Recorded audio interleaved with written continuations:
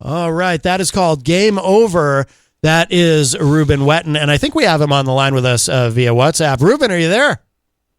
Yes, sir. Hey, welcome to the show, my friend. Hey, so where are you exactly? Are you in? I was saying when I was talking about how you were going to be on with us, I didn't know if we'd be talking to you from somewhere in the United States, or are you in Mexico, or where are you exactly? Well, I'm based in Mexico, but I'm currently visiting the U.S. I'm in Arizona right now. Oh, I gotcha. Okay, all right. Well, regardless of where you are, you're someplace hot. That's for sure. Yep. You sound like, I mean, I get the impression, are you like me? Do you like the hot weather? Because I actually like the heat. And obviously, it's a drier heat in that part of the country. But how do you feel about it? Do you like the heat? It depends on the day. Yeah. I hear you. I hear you. So where are you from originally? I'm from a small town in Mexico called Colonia Juarez. Okay. And then I'm not going to try to pronounce it, but so that's where did you grow up there and then you moved to the US, or what's kind of your, what's kind of your background? Well, that's where my dad's part of the side comes from. My mom is from New Mexico. Okay. And so I was born in El Paso, Texas, prematurely. Oh, okay. And so then there was some problems in Mexico going on when I was like 4. So we moved out to Arizona. Yeah. And I lived out here for 5 years, and then we went back. Okay. All right. So where do you spend the majority of your time? Or in Mexico. In Mexico. Okay. Gotcha.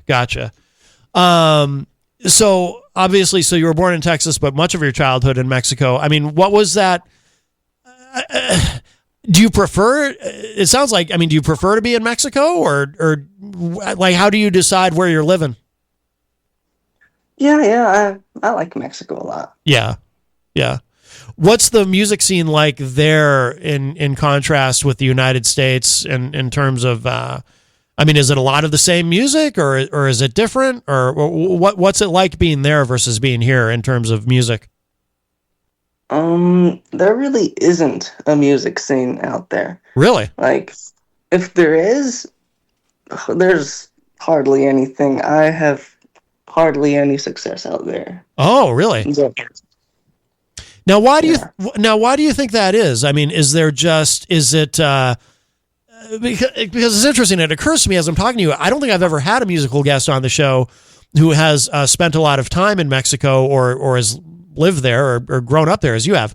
I mean, why do you think that is? Is there just not an emphasis on that culturally in Mexico and sort of, fostering the arts and encouraging people to get into music, or is there just not a system of venues to play, or why do you think that is? Well, yeah, it's mostly in that part of the country. It's mostly agriculture. Okay. So I had to jump into running sheep out there. So. Oh, so what is that? Tell me about that. So about 3 months ago, something like that, I started running sheep. So from my backyard, it's basically a mini version of running a cattle ranch. Really? Smaller animals. Oh, interesting. How did you decide to get into that? I mean, is that just something? Is that a common business there that people start? Cattle, yes. Sheep, no. It's still something quite new there. Okay. It's more common in the South. Interesting. And I saw it more as a church missionary out there. I saw a lot of sheep down in the South. Yeah. And it's not very common in the North. It's more of cattle ranching. Okay. So I was just doing numbers, and I saw that sheep was going to be a little successful with like more than cattle. Yeah. Because there's been quite a few problems with the business currently with cattle, so I decided to jump into sheep instead. Okay, yeah. So you found obviously a niche that needed to be filled. So I mean, how do you feel about it at this point? I mean, does it seem like it's working out, like it's successful for you? Yeah, it's going quite well. Okay. Yeah. Good. So how much time do you spend, like, obviously, you've got that there, but you're in Arizona right now. Do you spend a lot of time in the United States? No, I usually visit the United States about once, twice a month, maybe. Okay, so you're up here pretty well. I say up here, but you're on this side of the border pretty frequently. So when you're here, what do you do? Like, are you playing shows here? Do you do some touring here? What do you do when you're in the United States? I mostly just visit family, but if the opportunity comes, I do play a show. Right. Gotcha. And how did you become a musician? I was reading something about, was it your grandfather who inspired you to pick up a guitar? Yes, sir. He's the one. Very good. Is he still alive? He is. He is. He's 84 years old, I think. Oh, no kidding. So he must be proud of you, watching you take this and run with it and release music and talk to people on the radio about it. Yeah. He's happy about it. Yeah, no, I can imagine. And I was reading this too. Is this true that you stepped away from music for a couple of years to, I think you had mentioned this, to serve a mission? And I'm curious about that, because that's a big decision to make a commitment like that. It is. So before my mission, I was just releasing music on the internet, like on Spotify and stuff like that. Yeah. And it wasn't something huge going on at the time. And so it wasn't so hard to step away, because there wasn't so much, what's the word? I wasn't so focused on it as I am now. Right. And during my mission, I wrote 3 songs about all the hardships I went through. Yeah. And when I got back, I decided to record those songs, and that is my 3-song project called Songs I Wrote on My Mission. Oh, okay. It came out back in November. Gotcha. 25. Okay. And then, so that song Game Over, is that one of those songs? No, this one's one I wrote more recently. Okay. I co-wrote it with a country artist from Canada. His name is Judah Wardrobe. Okay. And how did you connect with that person? I was just on Instagram one day and I found his profile and I saw he didn't have a big following like me. Yeah. Obviously it was bigger than mine, so I thought I'd shoot him a message and see what happened, and he decided to hop on the song and we co-wrote it together through a video call. Oh, okay. Yeah, I mean, it's amazing. I'm old enough to remember, I'm Generation X, so I remember like pre-internet when that kind of thing wasn't possible. But so that's excellent. And then, is it true that you've documented a lot of what you've gone through online on YouTube? Yeah. There's a few things up there, like I think a day in the life video that I made when I was about 16.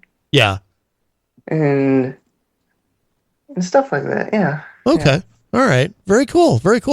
Well, in a moment where you did you did send us another track called Don't Call Me, Heading Home. And at the end of our conversation in a moment, we're going to play that. That's another song of yours that we'll feature on the show today. But I appreciate you joining us. And, I wish you success as you continue on your career.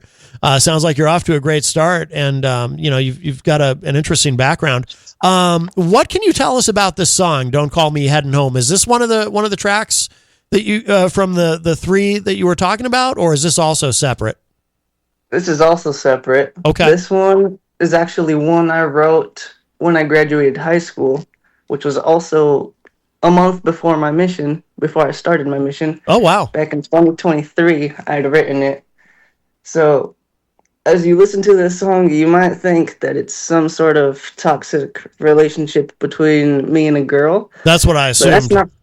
Yeah, but that's not the case. I Oh, actually wrote it. I actually wrote it about um, like leaving school because school for me was one of the toughest things ever, and I yeah, really hated it.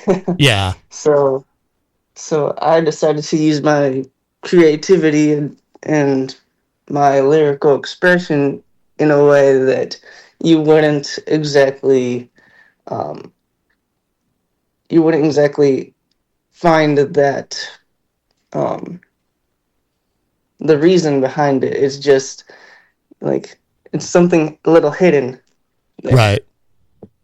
Gotcha. But like if I were to explain every single lyric behind it, I could relate it exactly to school.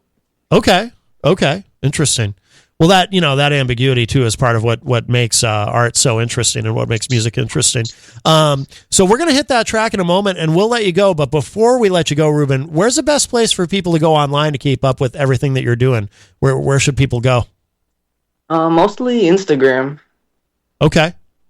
Instagram, Facebook, TikTok. That's where I'm at mostly. Sometimes YouTube. You should spell your name too for people who have no idea how to spell Reuben Whetten. Oh yeah, yeah. It's kind of confusing. People always spell it wrong. I bet. Yeah, it's Reuben, and then Whetten is Whetten, Okay. and then music. So at Reuben Whetten Music is where you can find me. Okay, outstanding. So we're going to play this track, another song that you sent us, Don't Call Me Heading Home. And Reuben, I'm sure we'll talk again in the future. And Reuben Whetten, thank you so much for joining us today. Thank you. All right, you got it. Take care. Bye-bye. Bye-bye. All right, and here it is. This is called Don't Call Me Heading Home by Reuben Whetten.